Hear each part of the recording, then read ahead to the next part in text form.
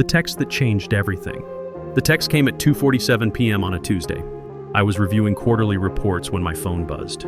Expected maybe lunch plans or her usual complaints about something. Instead, I got 12 words that would change everything. I'm leaving you for someone who actually loves me. Don't contact me. My name is Kyle Harrison. I'm 44, senior financial analyst at an investment firm in Chicago. For 16 years, I thought I had a solid marriage with Amanda. She worked part-time at an art gallery when she felt like it. I owned a nice house, had decent retirement savings, thought we had stability. That text was about to teach me the difference between stability and security. I stared at the screen for 10 seconds. Not because I was devastated, because I was genuinely impressed by the audacity. After 16 years of marriage, this was her exit strategy. A breakup text that sounded like teenage drama. If you like stories about betrayal, smart comebacks, and what happens when people underestimate the wrong person, hit that subscribe button now. Every day brings new stories, each one more intense than the last. My first thought wasn't panic or heartbreak. It was almost laughing. The woman who took 40 minutes to choose between soup and salad had just made the biggest decision of her life in a text message. I typed back 2 words, got it. Set the phone down. Went back to my reports. But my brain wasn't calculating projections anymore. It was running different numbers entirely. Amanda always thought I was the weak one in our relationship. Guy who did dishes without being asked. Remembered anniversaries she forgot. Apologized first even when she started the fight. She confused kindness with weakness. First mistake. Second mistake was assuming I'd fall apart without her. I worked until 6 like nothing happened. Answered emails. Had my meeting about the Peterson account. Grabbed coffee with Mike from accounting who mentioned his divorce lawyer was excellent. Funny how conversations take turns when you're actually listening. At 6:15 I was in my car making a phone call. Not to her, to someone useful. Morrison Legal, how can I help you? I need to speak with someone about divorce proceedings. Today. She didn't ask questions. Scheduled me for 7:30. Emergency consultation. Perfect timing. Driving home, I thought about our house. Technically our house. Legally different story. When we bought it 12 years ago, my credit was pristine. Hers was trash from maxed cards and missed payments. Every document had my name only. Mortgage, deed, insurance, utilities, all of it. She said it didn't matter because we were married. What's mine is yours, right? I agreed because I loved her. Never added her name because honestly I forgot. Sometimes forgetfulness is the best preparation you never planned. House felt different when I walked in. Her car was gone, probably celebrating with Loverboy. I poured 3 fingers of bourbon, sat in my leather chair. The one she always said made the room look unbalanced. Silence wasn't empty. It was clean. Phone buzzed with texts from her girlfriends. The ones who probably knew before I did. Are you okay? We're here for you. This must be devastating. Deleted every message. Their fake concern was insulting. At 7:25, I was sitting across from Greg Morrison, most ruthless divorce attorney in the city. Sharp suit, sharper reputation, smile that meant someone was about to get destroyed. So, he said, reviewing my notes, she left via text. House is in your name only. Your primary earner. Want to move fast. I want to move smart. Even better. For an hour, Morrison outlined strategy that was legal and brutal. Emergency filing, asset protection, swift consequences for emotional stupidity. The man was an artist. One question, he said. Any chance she fights this? I thought about the woman who apologized to waiters for ordering wrong. She made her choice public. Let's see how she handles the paperwork. Morrison's grin was predatory. This'll be fun. Walking to my car, I felt something I hadn't in years. Complete control. Not fake control from organizing closets, real control. The kind from better information, better preparation, better instincts than everyone else involved. Amanda thought she was ending our marriage. She just handed me the pen. Wednesday morning hit different. Woke at 5:30 without an alarm. Mind was already 3 moves ahead. Coffee tasted better. Even my reflection looked more focused. First stop, the bank at 9 a.m. Joint account about to become less joint. I'd been sole contributor anyway since she decided to pursue passion projects instead of work. Branch manager Janet looked confused when I requested transferring everything to my personal account. Will Mrs. Harrison be joining us? Mrs. Harrison is exploring other arrangements. I'm securing mine. Smart woman didn't ask follow-ups. Transfer took 12 minutes. 16 years of joint finances ended with keystrokes and a signature. Next, credit cards. The ones Amanda used yesterday celebrating at some wine bar downtown. New because she posted it on Instagram. Champagne flute raised like she'd won something. Location tagged. New boyfriend's face partially visible. So proud of her secret she couldn't help broadcasting it. Canceling her access took 4 calls. Each rep offered condolences when I explained spousal abandonment. Apparently, it's a category they recognize. Sorry about your situation, sir. Cards deactivated within the hour. Also need alerts for any attempts to use canceled cards. Smart thinking. You might consider credit freezes, too. Spent 30 more minutes freezing all 3 bureaus. If Amanda wanted to play financial games, she'd learn I'd been playing longer. By 10 a.m., back at work. Everything felt different. Boss mentioned budget cuts. I listened with new attention. HR discussed retention strategies. I took notes. Lunch break, reconnaissance. Amanda's Instagram was self-incrimination masterclass. Last night's celebration dinner. Morning breakfast selfie at his apartment. Post captioned, "Finally living authentically," with 30 heart emojis. Comments were fascinating. Her friends posting, "You deserve happiness." His buddies asking, "Who's the new girl?" Her sister confused, "Wait, what? Call me." Most interesting comment from his ex-wife. "Good luck with that." Screenshot everything. Morrison said social media evidence was crucial for demonstrating reckless behavior and poor judgment. 2 p.m., phone started buzzing. Texts from Amanda, each more frantic. "We need to talk right now. You're being childish. This affects both of us. Answer your phone." Responded to exactly 1, all communication through my attorney. Greg Morrison at Morrison Legal. "He's expecting your call." Golden silence followed.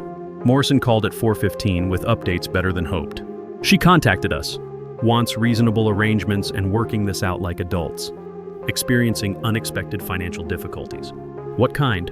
Kind that happens when credit cards get declined and bank accounts show 0. There's more. Researched her boyfriend. Trevor Walsh, divorced 18 months ago, paying $3,200 monthly in alimony and child support. 3 months behind on rent. Pieces falling faster than expected. Her true love was financial disaster in a nice suit. She'd chained herself to his sinking ship. That evening changed every password. Email, banking, streaming, security system, Wi-Fi. Each change felt like removing chains I hadn't realized I wore. House felt different. Not empty, spacious. Ordered pizza from Tony's, place she said was too greasy. Watched the game at full volume. Left beer bottle on coffee table without coasters. Small freedoms adding up to something larger. 10 p.m. heard her car in driveway. Still had a key. About to become least of her problems. Front door opened. Heels clicked on hardwood she'd insisted we install. Called my name with fake sweet voice that stopped working years ago. Found me reading in my chair. "We need to talk," she announced, standing like she owned the place. Looked up slowly. Designer clothes she couldn't afford. Jewelry probably from him. Makeup like a photo shoot. Someone playing dress up. "About what?" I asked. "About us. This situation. Handling this like adults instead of games." Closed my book deliberately. "You mean where you abandoned your marriage via text and now face consequences?" Confidence flickered. "You canceled my cards. Took money from our account. Protected my assets from someone who announced she was no longer part of my life. That's not how marriage works." Stood up slowly. "You're right. Marriage requires commitment, communication, respect. You provided none. So we're not operating under marriage rules anymore." First time in 16 years, Amanda was genuinely speechless. "Here's what happens," I continued. "You made your choice. Announced it to the world. Now you live with it completely." Look on her face was worth every year of her nonsense. Thursday morning brought moving truck sounds. She was going through with it. Packing belongings like grand romantic gesture instead of impulsive decision from someone who'd lost touch with reality. Watched from kitchen window. Trevor hovered with nervous energy, understanding what he'd gotten into. Kept checking phone, glancing at neighbors, enjoying free entertainment. Noon, she knocked. Not with key this time. Like a visitor. Detail told me everything about her changing perspective. Taking the bedroom set, she announced. "No, wedding gift. From my parents. They wrote the check to me. Bought with my money after you'd maxed your cards that year." Face went through expressions before settling on indignation. "Can't keep everything. Not keeping everything. Take what you brought into this marriage. Clothes, personal items, self-help books you never read." Trevor stepped forward, trying intimidation. My height, but softer. Probably hadn't been in real confrontation since high school. "Maybe we can work something out." Be reasonable. Stared until he looked away. "Adults are talking." Amanda grabbed his arm when he started responding. "Told me who ran their relationship." "Fine, let him keep his furniture. We'll buy better." With what money, I wondered. Moving took 6 hours. 6 hours watching her pack pieces of life she'd thrown away via text.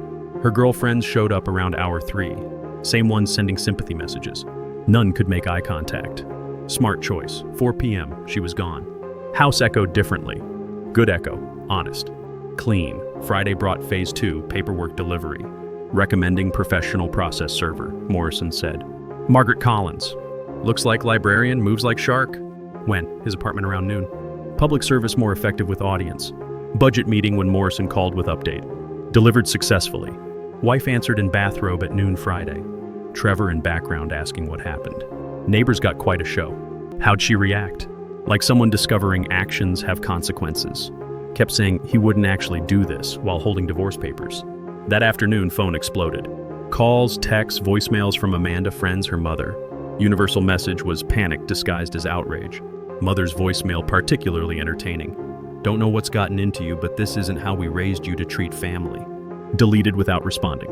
Woman who raised daughter to abandon marriages via text had interesting family ideas. Weekend brought first cracks in Amanda and Trevor's romance. Saturday, vague Instagram story. Some people don't know how to fight for what matters. No pictures of Trevor, no location tags, none of the lovey content from earlier. Sunday. Trevor posted about unexpected complications and needing space. His buddies commenting, red flags everywhere, dude. Monday morning, blocked number call.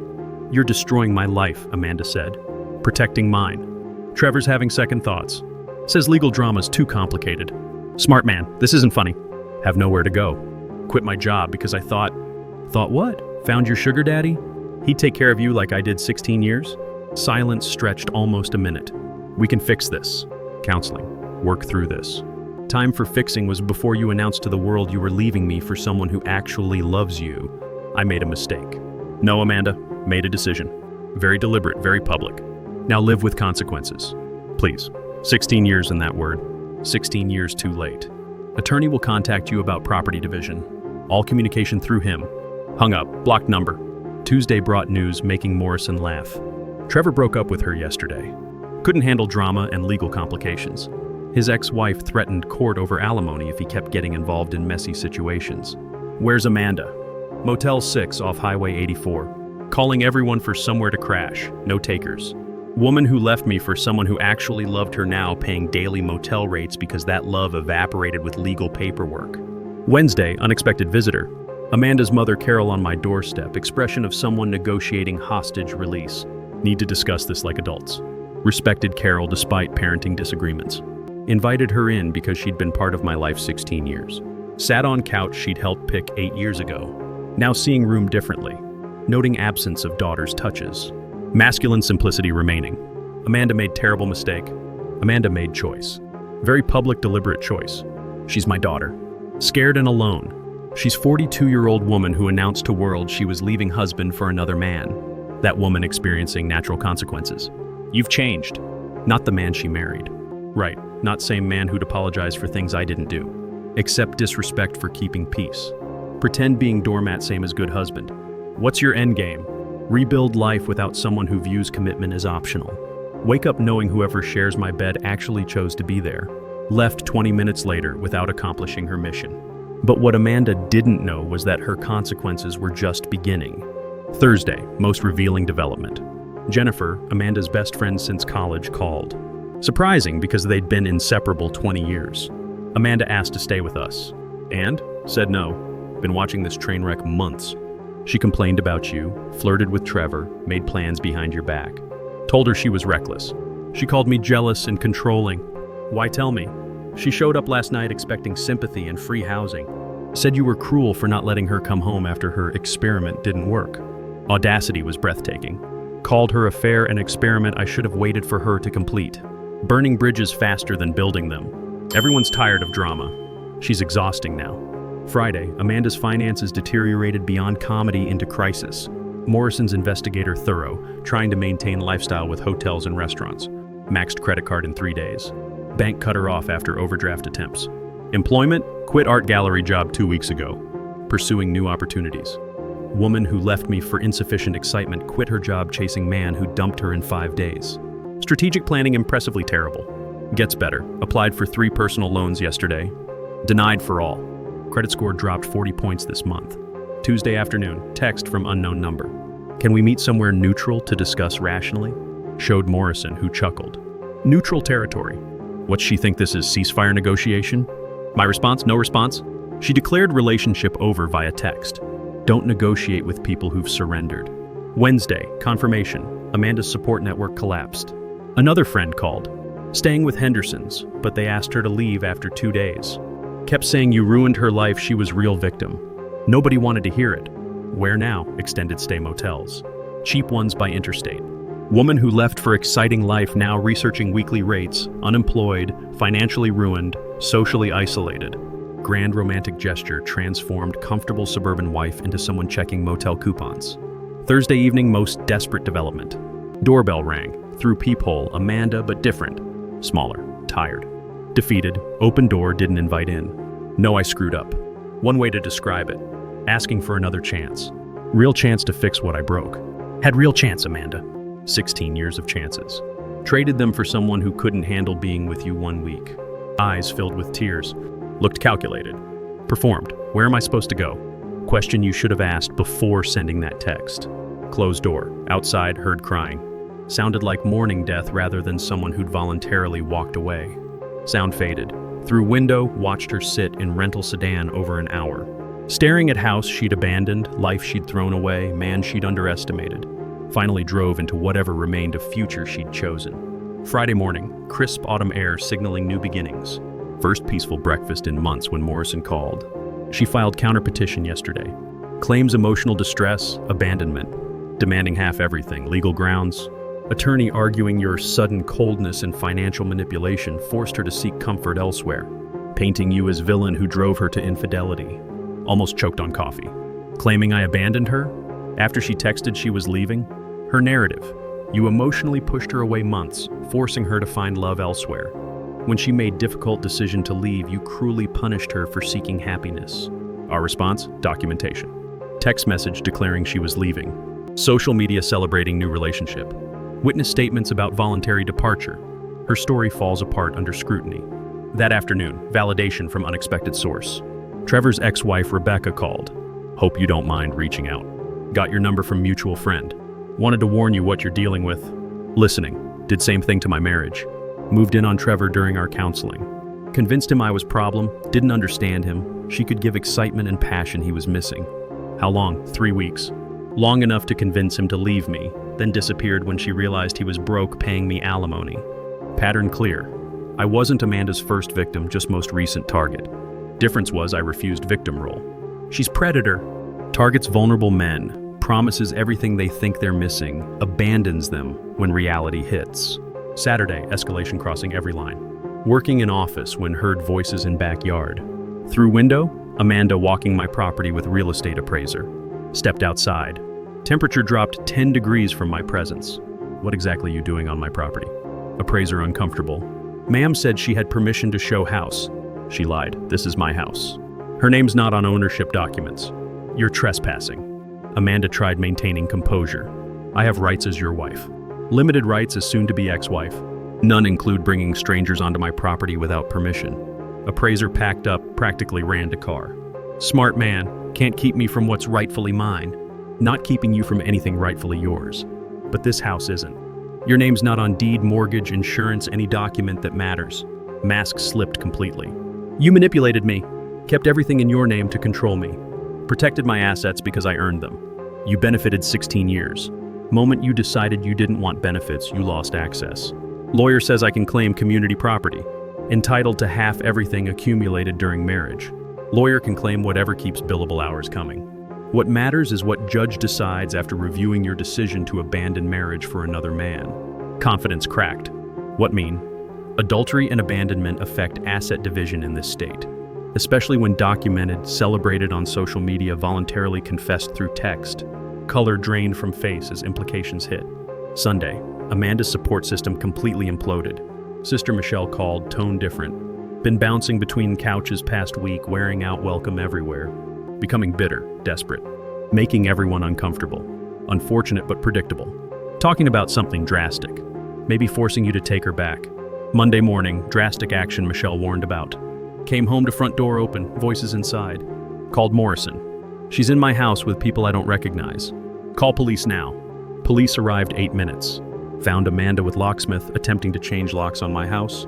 Senior officer examined deed, looked at Amanda, back at paperwork. Ma'am, this isn't your legal residence. Need to leave immediately. I'm his wife. Have rights. Right to hire attorney, settle disputes in court. Don't have right to break into someone's home, change their locks. Locksmith already packed, heading for door. Professional courtesy. Amanda tried final authority appeal. Officer, he's vindictive.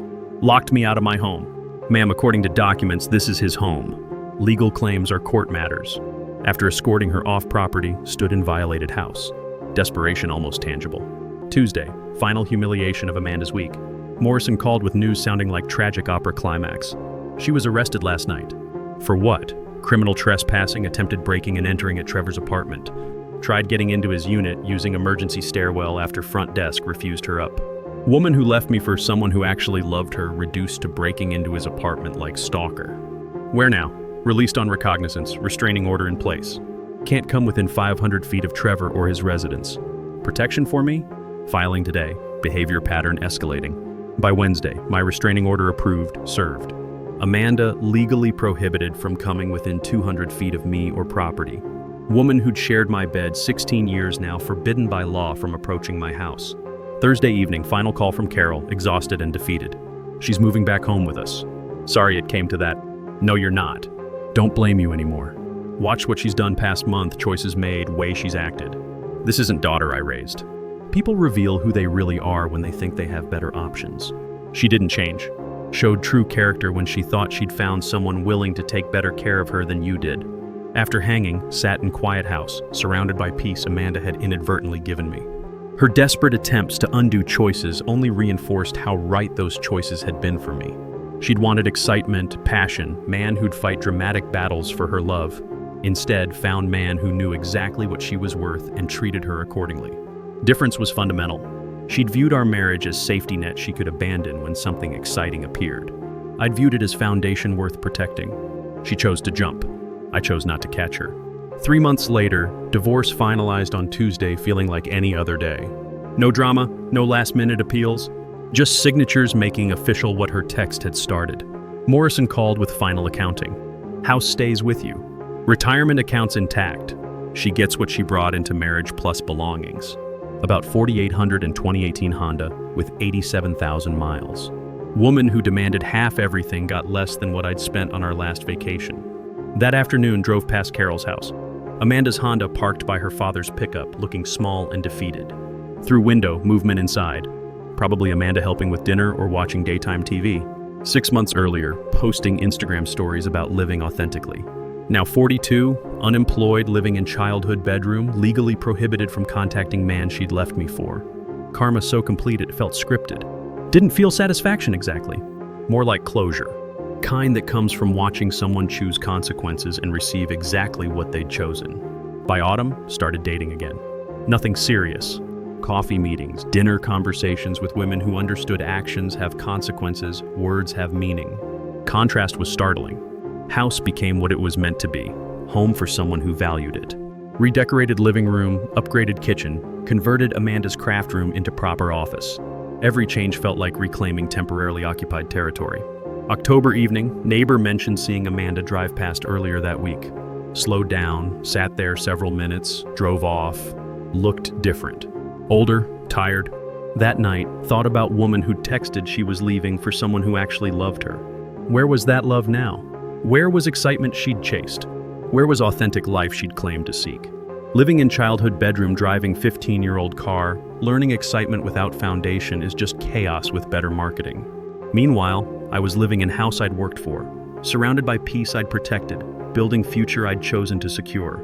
Final irony came November when Morrison forwarded message Amanda's new attorney sent, requesting post-divorce reconciliation meeting to discuss mutual healing and closure.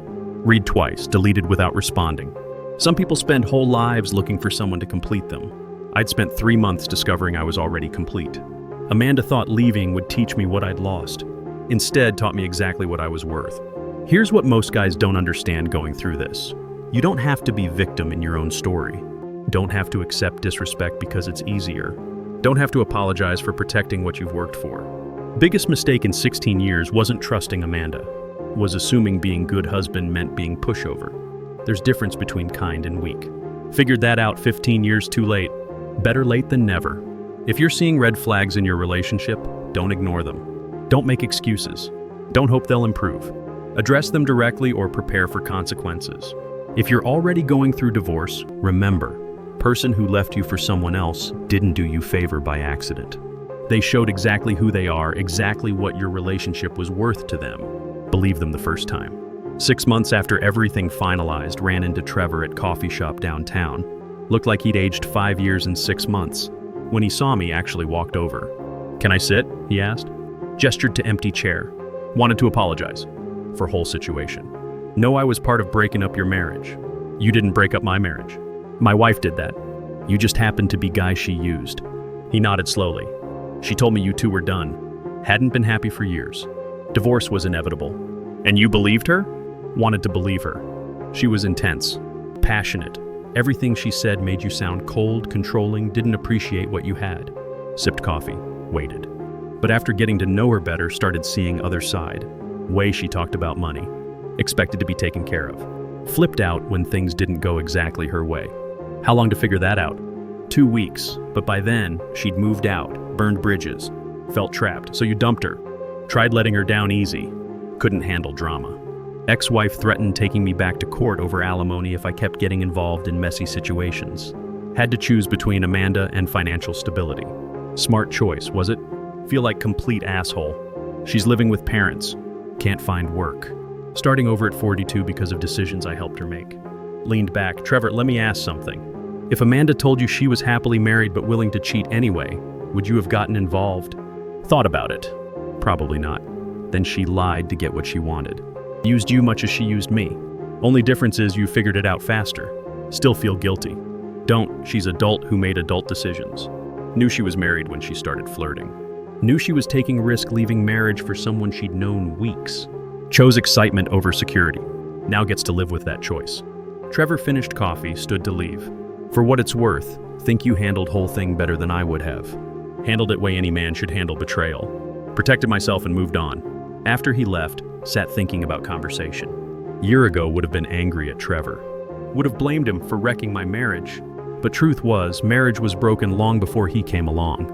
Amanda had been checking out emotionally for years. Trevor was just excuse she used to make it official. Real lesson wasn't about infidelity or divorce or revenge. It was about self-respect. Knowing your worth, refusing to accept less than you deserve.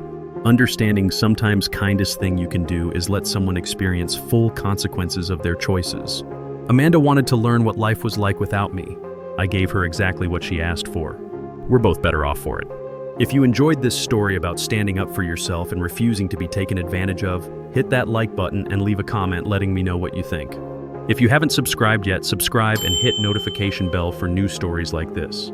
Every story I share comes from real experiences about people who refuse to be victims in their own lives. Thanks for watching. See you in the next video.